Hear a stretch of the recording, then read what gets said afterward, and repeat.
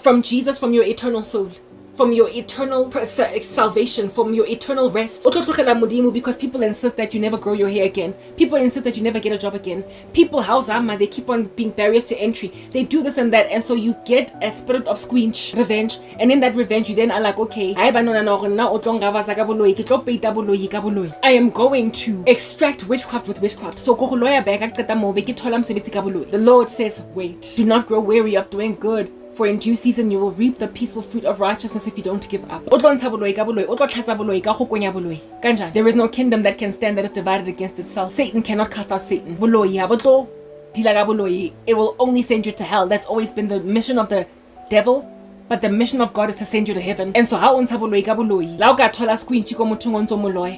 end of the day, Satan it's that basic. Even if you get revenge, even if you prosper,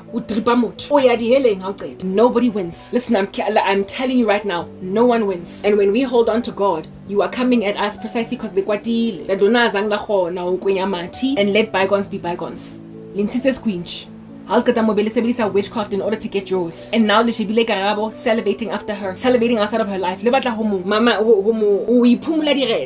And God is like, you don't get to sit around outside of Umuntu that has trudged through an arduous process of gaining glory and then just rock up one day and 10 for the price of one. Call dibs on my child. You are gambling on a game outside of you're not gonna win my daughter in that. I get it. No. For as long as I'm suffering. The mini braids, I lingered in them for months, and the takedown process was just as painful, if not worse, than when I had those cornrows. Because now it was these one little unique singles that were matted so badly at the base, at the root over here, that it would take me to bring down just to bring down just one mini braid, it would take me 45 minutes, and I was like, there's how many on my hair? Just bringing down my protective style over letsatsi kaofela. I just was like, man, there's gotta be a better way. I was like, anko, and it go too much, but I want my glory. So I stopped doing mini braids and I did a bun. You will remember my journey if you've been with me, but yeah, I get it. The people who have been with me are still with me. The occult beasts that were with me are still with me.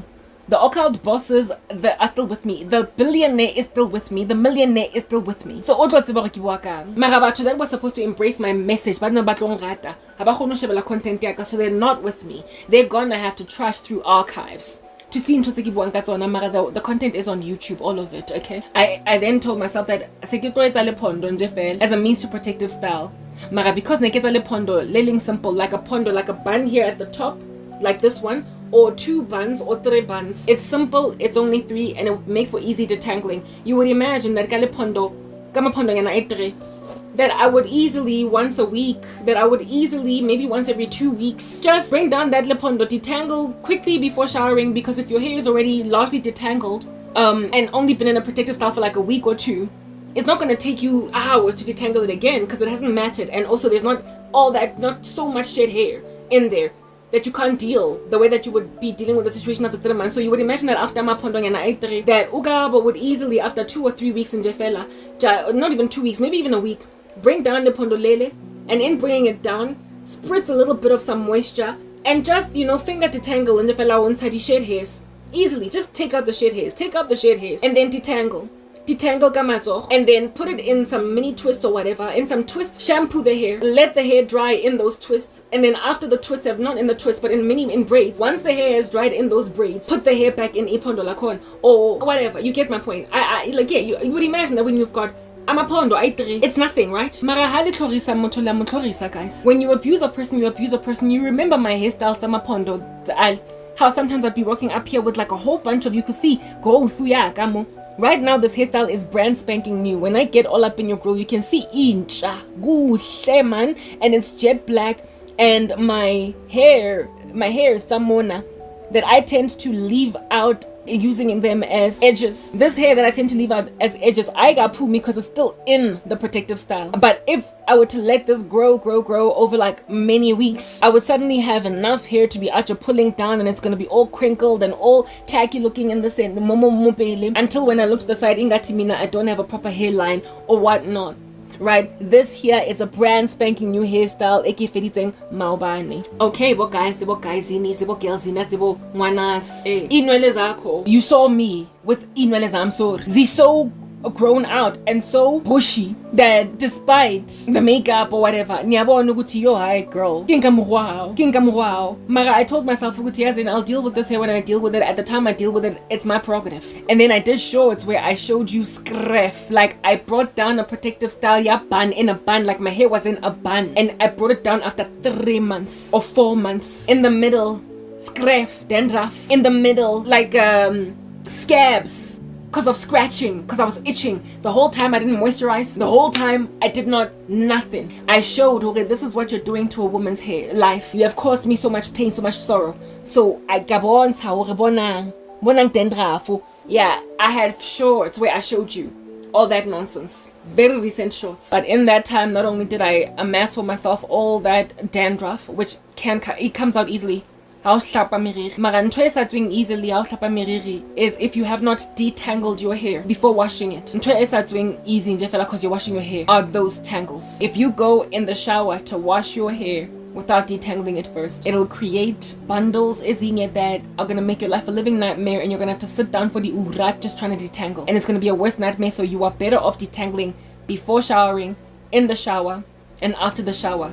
Those 3-step processes are arduous. We get it. They're taxing. We understand. But it's the only way that you're going to grow your hair. It's the only way that if about natural hair, if you insist, you're going to have to put in the time. If you don't want to put in relaxer in your hair, if you want the most utmost prosperity for if you want success for afro hair, if you want success for afro hair in particular, to a point where you'll be sporting a mane, if you got like there down to your tailbone and all of it is 4C and all of it is rich and thick and girthy, if you want that, you are going to have to put in the time. We are not like white girls.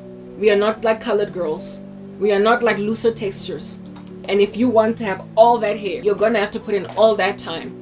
And if you don't have all that time, just do what other black girls do. Relax it and take care of the relaxed hair. It can get healthy. It can be healthy and thick and rich and very beautiful. It'll relax, but you will never get the girth, that relaxed hair that you will have when you've got afro hair. You will never get the girth. If you are gunning for girth, for thickness, you must stay natural. Otherwise, if you're content with thinner hair, however healthy, because you're always trimming ends, you're always taking care of it, you can relax it out.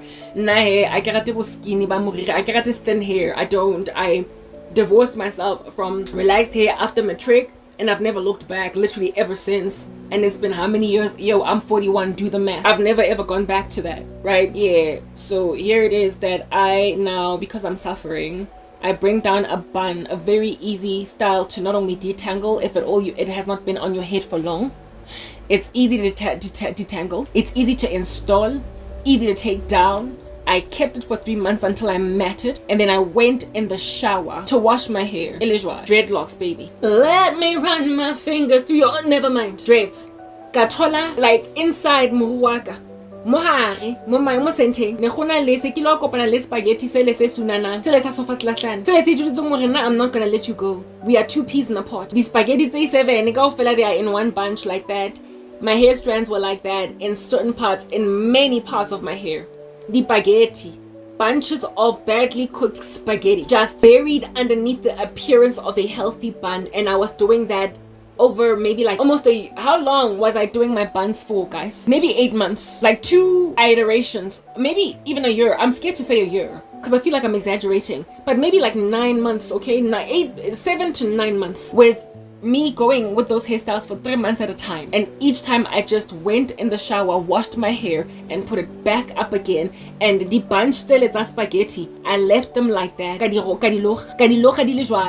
Literally grabbing matted hair in jalo, putting it back in the hairstyle, telling myself one day I'll get to it. I made the same mistake. Why did I do that? No, not because I kitade, but because lona halingade. Sorrow and persecution will make you do stuff like that. You'll be neglecting yourself like you ain't jack. Do you understand? The hair looked good on wash day afterwards, immediately after washing it, but it started to look tacky after a couple of weeks. And when it became clear that I need to bring my hair down, I didn't bring it down. And so I ended up getting almost like bald spots. They were not bold, like spots where hair is growing, but you can tell that it's broken off from the base where it grew. So it's just like a patch of grass and that's very, very small. I did shorts where you're gonna see those spots like proper. Like in my shorts, I did this entire hairstyle in shorts, in real time, in shorts, like everything. I was braiding in front of you in the shorts. And in the shorts, I'm complaining not only about how it is that there's so much thick hair at the bottom, just like the base that you saw in that photo where I was with my mom and my sister. I was lamenting. So we can always be reminded. It's one of the loose ones. Let it just come to me, man. I just want to get the stuff out because I'm tired. I'm exhausted now. I need to finish this massage. Oh, come on. Come on. It's literally one of the photos that I showed you at first. Anyway, that photo where I'm with my mom and my sister, you see at the bottom at the base how thick this one, yeah, you see how thick the base of my, okay, I don't have to cover my face. You can see it grows healthy. And here in the surface, it also kind of looks healthy, but it's not, because at the back, what you don't see is the back. I've tucked it in underneath there because I'm tucking in split ends that are really ugly looking. But if I tuck it in, I then give myself the fake appearance of a beautiful head of hair when that's not even a thing that's going on. That's how it is that my pondos were. Like those buns that I would put motohomona 1, 2, 3, or 1, 2. They looked thick and healthy, but they were hiding thin hair at the top and matted bundles of spaghetti hair inside. It was hiding a nest, a bird's nest. Donkey. There was one chick whose content I was watching on YouTube, and she described hair as a bird's nest, and I was like, that's what was going on. I had a bird's nest. If anything, I've got a bird's nest right here. Bird's nest. And this here is relaxed hair. Guys, bird's nest. Except this here is better detangleable because it's fresh. Relax. Now imagine dealing up bird's nest. Marake afro, it's 4C. That was the disaster I was dealing with. Disaster. And I kept that thinking that I'm gonna be okay, but I was never gonna be fine. And one day, as I lay mumpeto while I'm sleeping, as I'm getting out of sleep, I wake up, in the middle of that season that's very rife with spiritual activity, where just before you get out of sleep, but you're still in sleep, you dream about a lot of stuff, and because you're coming out of sleep, you immediately remember it. The dream doesn't get stolen from you. I was in that mood, and I remember getting a dream in that mood where I had one uni dreadlock. I touched my hair here at the back in this dream, and it was a uni dread, like a uni dread in my bun, in my lipondo. It was a uni dread. And I got out of that dream and I realized that God was telling me, listen, they're gonna get your hair again if you don't do something about the situation. They're gonna get your hair again. So I woke up, that it was a week after I washed my hair. I woke up, and in the kitchen when I was washing the dishes, that dream was still ringing in my mind. I thought I could ignore it because I was not ready to do my hair. Like, when God motions you to do something and you're like, no, not today, I'm not ready. Like, I was not ready to change my bed linen yesterday or even today. I told you that get lots of coffee, but then coffee spilled on my bed. And so I had to do it, right? I'm gonna do like outside because now I believe that place is dry now. That's why I'm recording from this side. Yeah, I wasn't ready to change my bed linen, but I guess spilling coffee on your bed will make you change your bed linen, right? Yeah. That's how God out here be calling you to action. You're not ready to change your bed linen. You're gonna change it because you're gonna spill coffee on your bed linen, but not so much bed linen. With my hair, God was showing me, unless you want to cut all of your hair down, because you're not gonna be able to afford a stylist that's gonna detangle your hair like a champ. You have to do it yourself. You're not going to get help because people are making sure that you get no help. So unless you get up and deal with that carpet, that bird's nest, you're gonna start from scratch again. Girl, you are going to have a TWA again. You're gonna go back to a teeny weeny afro and then start again from scratch. And this time around, because there was a time when your hair was so beautiful, so rich, so thick, that after hours of detangling, you finally saw the fruits of that arduous labor of carefully, strand by strand, taking it out of a knot, a bunch, and shed hair. You said, oh, look, my hair is so healthy. You said, oh, look, my hair is so healthy. And you were happy jumping up and down on the spot, okay? And you're going to lose all that and have to start again. And you're going to realize that Batubana kept you poor for years. So you would go in just a cycle, a constant loop of making gains and losing them in everything you try. Making gains in skincare and you've got acne again. Making gains in hair care and you've got to go to a TWA again. Making gains in losing weight and you gotta gain a little bit of baby fat and pooch again. Making gains in gaining your fitness and lose it again. They're gonna keep you in a yo-yo until you die. The day has to arrive when you've got so much discipline in you that come hell or high waters, come rain or shine, you are gonna do what you need to do, get up and work, so that people do not steal from you anymore. Get up and do something about It's been 2 weeks, it's been 3 weeks, it's been a month since you got in your hair. Get back in that hair again, even if you're sad, like it's a funeral. It's fine. People on YouTube be counseling you. Don't do your hair when you are really broken or in a bad mood because you're gonna rip it. But when your whole life is a bad mood, you have to exercise self-control in that heartbroken state to, in spite of your heartbreak, be gentle with your hair, because it's literally a wartime strategy to grow your hair in spite of abuse. Now when you are sad, you will not rip your hair out because that's just what they want. I had a dream about a month ago of some chick that bewitched me, literally grabbing kama engwe tiki and ripping through my hair, ripping through it until it got thin. Lo and behold, when I woke up on Sunday, I get a gashikoki Tuesday. After getting that dream of having one uni dreadlock, a carpet for I finally decided, okay, listen, I'm gonna moisturize my hair, because Toro Elo was showing me that I'm not moisturizing my hair. I thought that's all I needed to do. First, I sprayed my hair. I wanted to spray it and just on the surface and develop my bun still on. My buns, my two mapondos still motloho. I'm like, but as I'm saying, I'm like, Maratoro Elo, it frazzled me, yo. It unhinged me, it unnerved me. It scared me, like it proper scared me, okay? Like that dream out to be giving me nasty hair, like I don't want it, okay? So I decided to then bring down my pondo an. Seeing as it had been a week since I washed my hair, I imagined that since I put it in a bun, it was stretched out, and indeed it was stretched out, but it was not detangled. After all, I washed my hair illy-tangled. Bird's nest. The bird's nest was still inside, and this time it was a dry bird's nest, as opposed to a wet one that tends to be the case when my hair is wet after coming out of the shower. And I tried to spritz as much as I could spritz on that bird's nest. I tried to, and nothing gave, you guys, nothing. I realized ukuthi la kuphelile. I then tried to take out individual strands out from the tangled mess that my hair was in, and every time I would try to pull it gently, it would break because it was that mangled. I was like, my hair's gone. They succeeded.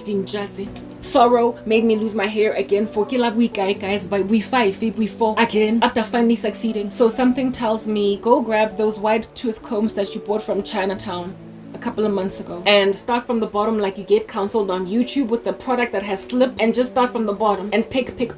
Start from the bottom. And I did just that, and while I lost a lot more than I would appreciate, I didn't lose as much as I would have. From that process, I pretty much picked away at my matted hair the very same way that lady on YouTube be picking away at people with uni dreadlocks over 5 days. I sat down, instead of doing what I generally do when I start my day, I sat down and I took my hair and I just from the bottom, just in sections though. Sections, not all of it in one sitting. Till I spray, a product was slipped. Every iteration, I see bunches of hair from Kama. By the time Kifedite, one section, I'd have a bunch that big, guys. One section. So I did not wait to see how much hair in total I would lose, because I didn't want my heart to be broken. But I kept telling myself that whole time, health over, what was I saying? Health over length, and also health over girth. What is the point of maintaining girth when you've got these spaghetti bunches inside your hair? So I kept pushing myself. At some point I was in the garden. I refused to detangle in here. Because the hair's gonna be everywhere. So I went in the garden. At some point I was most tubungo pela kitchini, and I was like, ha. Each individual section had about that much hair that I lost, that I had to go and flush. If I had left all of it to bunch up, I promise you I would have collected a plastic bag of matted hair. I am not lying. I was of hair that I not only broke but shed over how many months? Because the shed hairs were in there over 9 months. So too were the matted hairs and the, of course, broken hairs. I would have collected a plastic bag that was weighty of inwele zamzonke. So Lepondolele was a deception. It wasn't real hair. I've got shorts where I've got a very healthy looking ipondo, and when I look at those shorts my heart breaks, but then the Spirit of God says, but that was not hair. It was shed hair that stayed in there. It was dreaded hair that you don't regard as hair. You don't want dreadlocks. It was neglected hair that was all up inside ipondo elis dudla, and you looked therefore like you have healthy hair. Mara, when you get close, even lemriri ena is no longer shiny and as lustrous and as beautiful as it used to be before. Because now you've left it to be. That's coming up against your strands. Never ever meeting with spray. never ever meeting with moisturizer, and never ever meeting le shampoo. Baby girl, o ka se expect gore nna ke tlo thrive morwa ga go sna taba ka ona. I am God. I love hard work. I ba no batla moriri. Put in the time and I will give you reward. You will see it in due season. So I cried. My heart, well, I didn't really shed actual tears, but I was emotional enough to cry, but I didn't cry. I was emotional enough to cry, but I didn't cry. I lost the girth of my hair. I've been set back. Long story short, collected out here a plastic bag, that looks like could have been the size of a soccer ball of shed hair. I've just lost hair, like damaged, whatever combination. But let me run my fingers through your afro. I could do that. Inwelezam was detangled. I put each strand in twists afterwards, and each twist was so juicy looking, healthy, and I could finger detangle it. I could run a comb from the base, a wide tooth comb from the base to the bottom easily, right? But it came with the severity of loss, and I was like, if I am going to recover whatever happened to my hair, this danger that happened up tops, I have got to be more intentional, and in spite of sorrow, I have got to take care of my hair. Like, listen, in spite of sorrow, I have to do better. In spite of sorrow, because I don't have the luxury to have a happy day, and so now I'm gonna do my wash day. Now I'm gonna do my detangling. I don't have the luxury. My whole life sucks. And guys, that is how Christianity works. Come rain or shine, righteousness is to be maintained.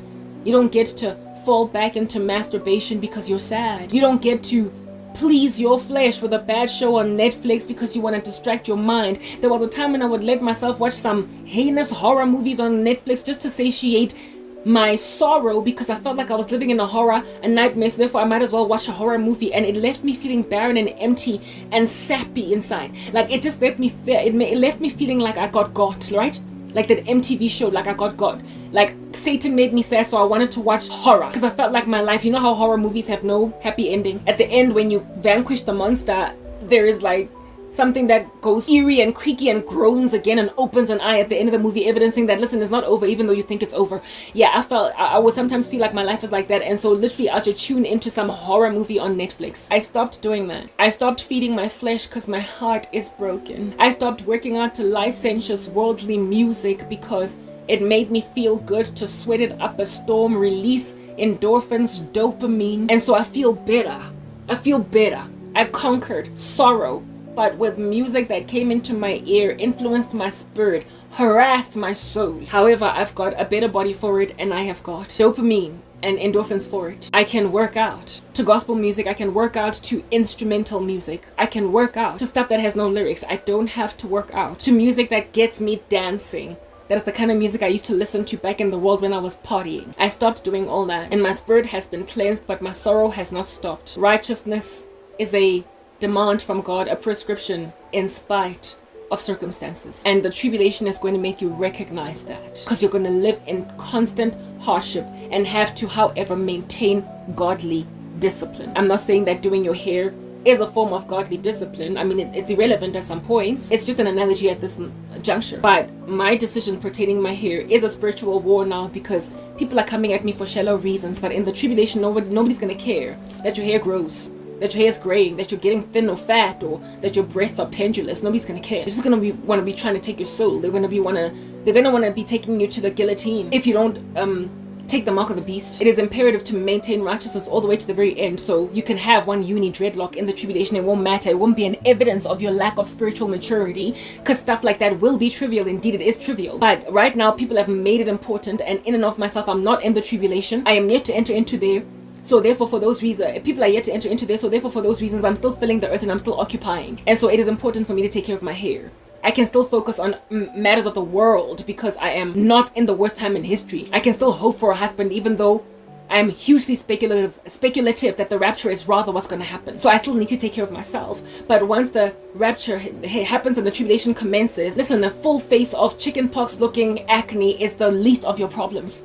You ought not be going out of your way to find alpha-arbutin. You ought not be going out of your way to find kojic acid and retinol and azelaic acid, whatever you can find to try and deal with. No, that's not important. But for me right now, I'm using these things to help you understand how godly discipline operates, how righteousness, how not trying to satiate your flesh with pornography. It's like not trying to satiate your flesh with watching porn because you're sad. I was watching this guy on YouTube who was struggling with a porn addiction, and he said that one of his friends passed away, and because of just how overwhelming the sorrow was, he went back to pornography. That's the kind of stuff that you can't just let yourself do to feed your flesh so you can get some kind of a rush, a release of endorphins for all of 5 seconds, only to be set back 10 steps spiritually. Yeah, so therefore the discipline that I am about to embark on my hair is more a spiritual metaphor than it is a literal one. Listen, don't be so shallow in the tribulation so as to focus on making sure your 4C hair grows to like tailbone length. Nobody cares. You're going in the rapture, you're dying. Not rapture, but you're going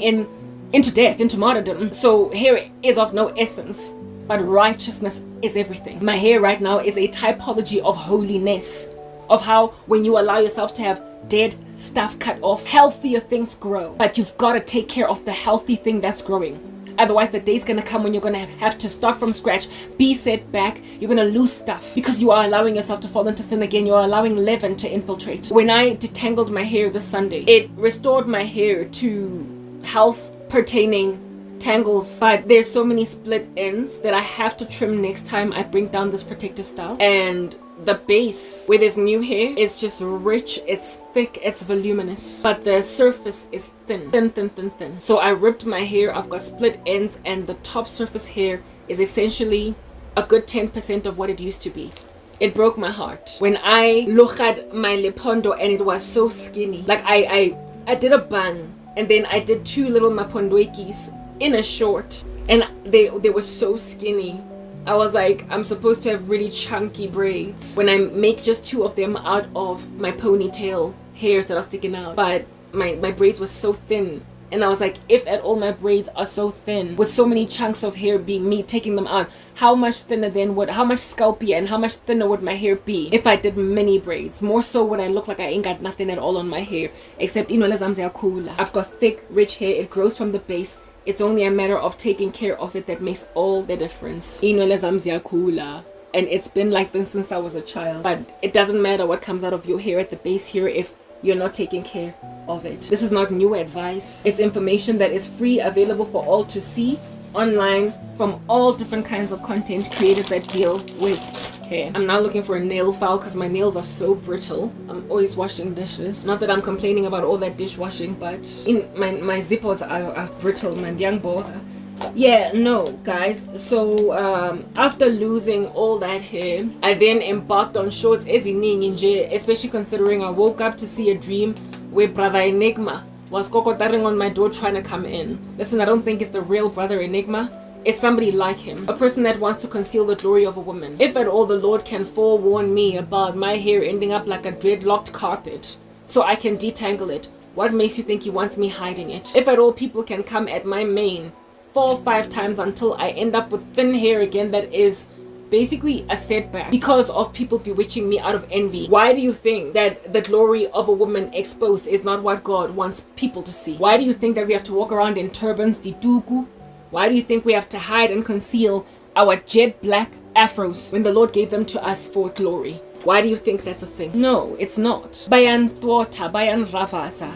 And in so thwarting you and ravasaring you, they are making you despise God, but you're sticking around in religion. They are making you despise God, but you are stuck in religion. And when you get left behind, you're going to be so mad. You're going to be so angry. Because you were so full of rules. You were covered up like a burrito with the dress down to your ankles, even though down to past your knees is enough. You were covered up with a puller neck all the way to your neck, even though the Lord is okay insofar as you cover your entire cleavage. For some of your, is it a clavicle? What do they call it? To show. Covered up with sleeves all the way down to here, even though the Lord is okay if you wear a dress that is sleeveless and have your arms show. Wearing dimbatata, orthopedic shoes or whatever, because they say that wearing heels is ungodly, it's worldly, and it attracts men. And so for those reasons you are satanic. Covering up your tendrils, your hair, to a point where I also not about to take care of it anymore, because so what nah, if I grow out my hair and nobody sees it? If at all, I will, like, if nobody sees it, so I might as well just neglect or abandon it. What's the point? Every day I'm always wearing it, so what's the point? Underband in front of you, that's the only one that's gonna take off tuku. Why would you want to take care of it if he's the only one who wanna mirror? I mean, your glory, if at all it can't shine before men, before human beings,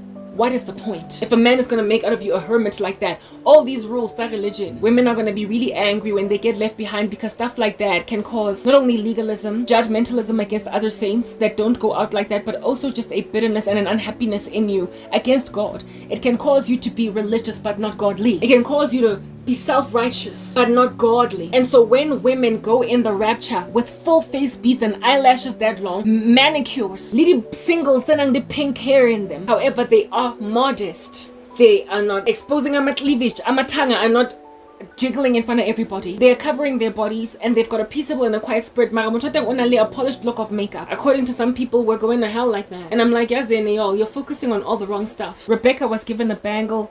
Rebecca was given a nose ring. After all that, she was given more jewels. Esther, yena ba mo shapile le cosmetics, so likely ba mo poshonkihle. Inwele zethu is our glory. And makeup, nama earrings, the Lord has no issue with them. Otherwise, He would have said it time and time again. This here is taking you to hell. But they're manufacturing doctrines of demons and destructive heresies, and this stuff is not in the Bible. But they come up with it because it's their way of handling us in the name of religion. And you will be left behind and be mad, because if you were given freedom to truly be yourself, adore God in a free space, you would have not been so bitter until all the rules you are following would make you low-key passive-aggressive against them. But hey, you're keeping yourself in a bunch because after all, you gotta make the rapture. You will find yourself despising people like me and thinking we're worldly, or saying stuff like, this brother, enigma guy, why Gresham is not answered prayer. It's because I've got too much jewelry on my ears. It's because I've got dangling chains on my neck. It's because I've got hair exposed, and then it's because I've got rings on my finger, and it's because ke apara makeup ka application. Hey batho, ha ke apere jwanong meriri o pinky mo hlogong o tlo reng? It's because you've also got fake hair that was made in a city under the sea that the Bible said nothing about. I did shorts just lamenting about all that stuff. So I made a decision to basically put this protective style mo hlogong. After detangling my hair with it being as thin as it is, I did it in shorts. Like I recorded the whole thing. Maraki in shorts to show if the rapture happens in a week, 2 weeks, tomorrow. Kilejan. Yapere makeup. Kamasale amanga. Kamasale ama here. I'm gonna enter into God's rest while plain Jane ladies that were really, really very frustrated with God. However, thinking that they need to keep themselves in a bunch just to look like they are in Him. They'll be left behind and they will be angry at the shepherds that caused them to develop a passive aggression against a God that took away their glory. Except God never took your glory. Your pastor did. God never took your glory. Your husband did. God never took your glory. Some caucus of strange men with strange ideas that are not biblical did. And then made you an unhappy woman in a marriage that's taking a whole chunk of nonsense in your stride that you never were intended to take in Christ. Get in the scriptures. Learn the word of God. Find out what it takes to be a born-again believer and realize that there is true freedom in Christ. Do you not think I'm free? Even though I appear to be incarcerated? Listen, I am a happy chappy. I am bubbly. I am always singing. And I'm happy to adorn myself. Ki poshonke ka fake makeup. Ki apare the hair piece or whatever. Tipping dangle stuff on my neck. Wear my rings, rock up here and adore my ministry. Have fun and be eccentric and colorful and glorify God in so being. There is joy to me, do you understand? This is freedom in Christ. It's freedom to be yourself in righteousness unto God and see that the Lord adores the glory of men and the glory of women. He doesn't want us concealing it, because then there is a limited incentive awarded those who gaze into Christianity to convert to Christianity because it's so full of rules. If we look like Muslims under Sharia law, then on that day we are not representing who? Jesus Christ. So that's my backstory to my hair. And all of this ripping apart of my hair in order to ultimately restore it to health. Thinned it out. And so because of how thinned out it was, I then made a decision to put these extensions in to give it a little bit more girth while I bring my hair back again. And I've got a journey to, after 1 year, basically do a litmus test as to whether or not the Lord recovered me to health. Because now I am going to actively, once I made a decision that 1 month at the most, because that's how it used to be back in the day when I was employed. I would have a protective style ready braids or whatever for a month and I would bring it down. After a month, put a reminder in my alarm for the 18th of September. After a month, because right now it's the 19th, I did this hair, I can get the 18th. After 1 month, bring this hair down, detangle each individual unique strand, put it in a braid, wash my hair so not braids, sorry, what do you call this? Twists. Wash my hair in the shower and not shower while washing my hair. So there is a limit as to how much geyser water can be used. And I keep showering. So I made a decision that on wash day, even though I thought this was arduous in Ebora, I don't want to do it because I'm suffering too much. I realized that I'm not going to let my suffering be an excuse for letting myself go. So on wash day, I'm going to get inside the shower with bagete, skotlolo, and I'm going to use that shower handle to wash you individual. What do you call this? Twists, mini twists. Because really, this is a once a month thing. If it's a once a month thing, you can invest, right? Wash my individual mini twist in the shower, detangle it in the shower, put it back in a twist, do the same thing over there, do the same to this day, and then rinse it out more baguetting so that I don't have to deal with wetting my whole body. Otherwise, and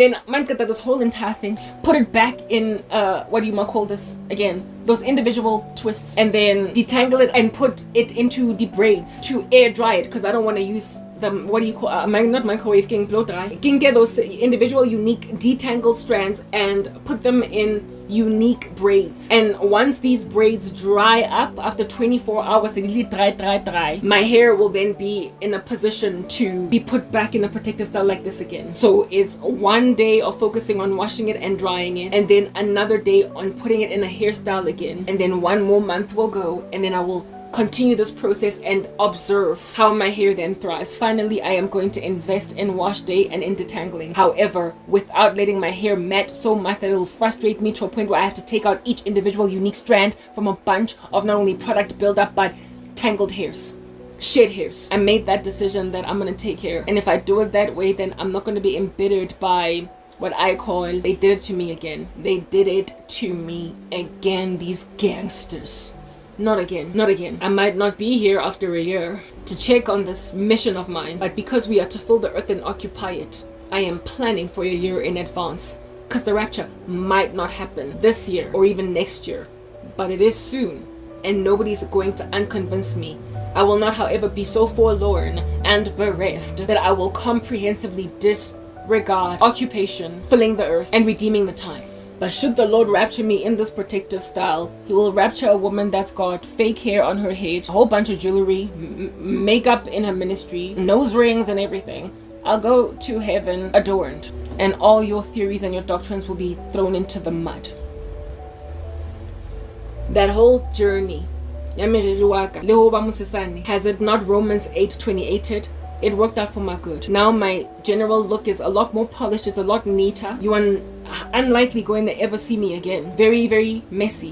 It's not going to happen again because I won't let it. It worked out. When we leave, understand that protection of your soul is similar to what it is that is the final decision for my hair. Laziness won't give. Killing yourself won't give. Suicide, suicide is not going to save you. Letting yourself go won't save you. Killing yourself won't save you. Hope must be maintained all the way to the end, because your hope is not on earth, it's in heaven. And when you trudge by your endurance according to God's word, you save your lives. The Lord has power to send me a battalion of angels to rescue me from this rut right now, but he just doesn't, because like I said, this is the time and the season for this kind of thing. I'm not in anybody's clutch. I'm not in anybody's grasp.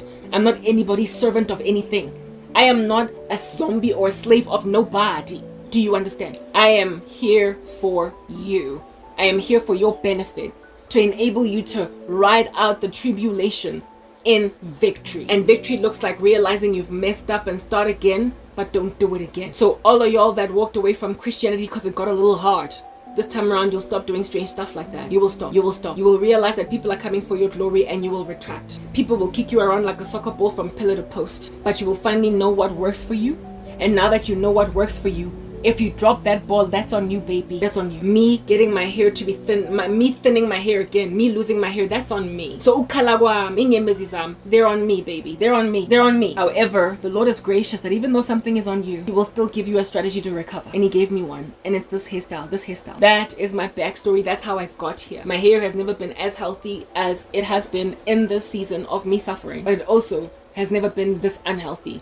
It depended on my attitude and my approach towards it, and on my gumption, and also the something that was a linchpin, like a key monumental turning point was always the recognition that no one is coming for me but God. I stopped trusting in man. I stopped hoping to get a job. in order for me to finally do something. I stopped having conditions for having the best attitude towards how I take care of myself. And it was at this juncture that I finally found success in dealing with my hair. At some point I was ripping through it, like raking through some leaves in autumn, and I told myself that somebody else will take care of my hair. It was when I decided to stop doing that. I decided to start maybe finger detangling. I decided to start doing protective styles that make sense on my head. I decided to take care of my own hair because nobody else was taking care of it, and highly unlikely would anybody rock up that would do me better when I gained prosperity. So the moment you let people go, the moment you get out of the mindset that I have got to be saved, I've got to be rescued by people, I have to have a job, I have to have money, I have to have a car, I have to have this, I have to have a husband, then I will this, you will sit around blobbing, and this thing will not come. You must let go of split ends, you must let go of people and focus on no one but God. Be complete in Him, and you will then strive to work very hard on the sanctification of your soul. You will focus on honoring God in everything you do with all your heart, your mind, your strength, your girth. And so in not relying on men, even the room for disappointment in your heart that is left for all that folly of men will benefit you in such that when the whole world is going to the dogs, it's kind of manzi amangani for you. Like it's nothing at all. Like it just glides, it goes right over your head. Like the worst of afflictions, you get calloused that way, but in a good way, almost like the calluses that you get for calisthenics. I used that analogy the other day. You develop a coating around your heart that is so strong that when literally the winds and the waves are beating down on you and world events are just bizarre, while you might wag your head and be like, oh my, you are not as afflicted emotionally and neither in so much sorrow or tumult or fear. Now, the tribulation is a horrific time, and it's so horrific that I believe personally that there's going to be a zombie apocalypse, and also just all different kinds of other weird sightings. We all know Area 51 is going to be opened, and we also know that whatever's going on with that little 3i Atlas with its many probes, there's more, way more from where they came from. There's more where they came from. 3i Atlas is the least of your worries. There's going to be like 50 of them. People are going to be sighting just some of the most gruesome creatures, okay? But the Lord says that do not fear, take heart, endure to the end, you will be saved. There is a time coming that is worse than any other in history, and it is so terrible that no other time in history compares to it. But God got you in this season, and with your lives you will save your souls. Endure to the end. He who endures to the end will be saved. By their endurance, they will save their lives. That's what God says of this time. But He says of those who are of the earth that don't know their Messiah, that men's hearts will fail them for fear of the things which are coming on the earth to, I guess, afflict those who are dwelling on the earth. When you are busy seeing menacing, grimacing creatures, there is power in the name of Christ pertaining those, and you are not subject to them. And largely in the tribulation, creatures are going to leave Christians alone, but they won't leave unbelievers alone. That's when you take heart and you overcome the world. Seeing as it's a horrible time, while you might hold your head on some it's still within that coated heart that is protected by the Spirit of God, by the love of God, by the mercies of God, by the fact that God showed you in advance that these things would happen, and so when they happen, you're not in fear. Take heart that no one deceive you, for that day will not come until there is a great falling away. And go read Matthew 24, go read 2 Thessalonians 2, go read Luke 21, go read, is it Mark 10? I stand corrected. Just go read the Gospels to understand how the coming of the Son of Man looks like, the day of the Lord, which is the whole entire tribulation season, including the second coming of the Lord Jesus Christ, followed by the tabernacling with God, Feast of Booths, commencing with the millennial reign, all the way into eternal forever. Wait on Jesus. He is God, He's King, there's no other God, there is literally ain't nobody else, ain't no other man, nobody, there's no one else. But He will give you strength to swallow in your stride, handle, deal with some of the most menacing things that people could ever deal with, because now you've been forewarned, right? And forewarned is forearmed. Do not wait for anyone to come through for you. That's what's helped me get through the day. Well, in the tribulation, unlike my life where there is hope that someone could come for me, there is hope that someone could come for me, but nonetheless I have calloused my heart.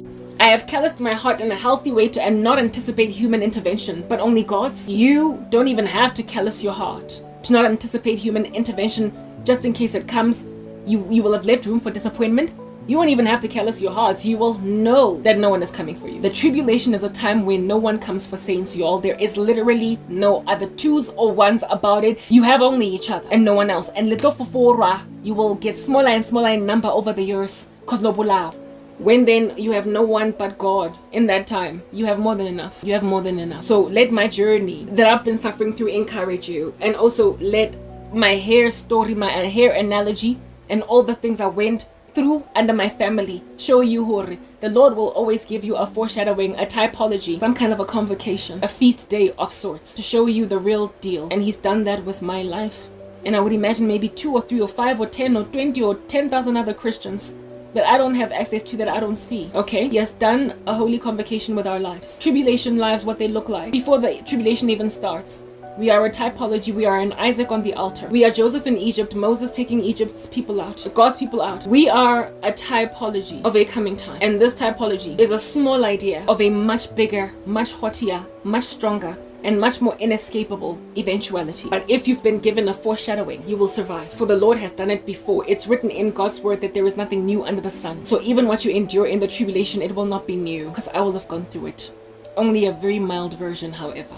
Because this don't compare. My life is hard, but it don't compare to what y'all are about to go through. God set me apart for a work like this, for such a time as this. Take it or don't, but understand this is my job. I work for God and not man, and man has made sure that that becomes a fact by making sure that I gain no praise or no flattery from men, from people. And now I'm at war within sisters who are trying to put me in their crazy houses and make me I'm not going to live in my auntie's house again. I'm not going to get ripped out of a comfortable, cushy, heavenly zone just to go and live with someone that doesn't respect my boundaries.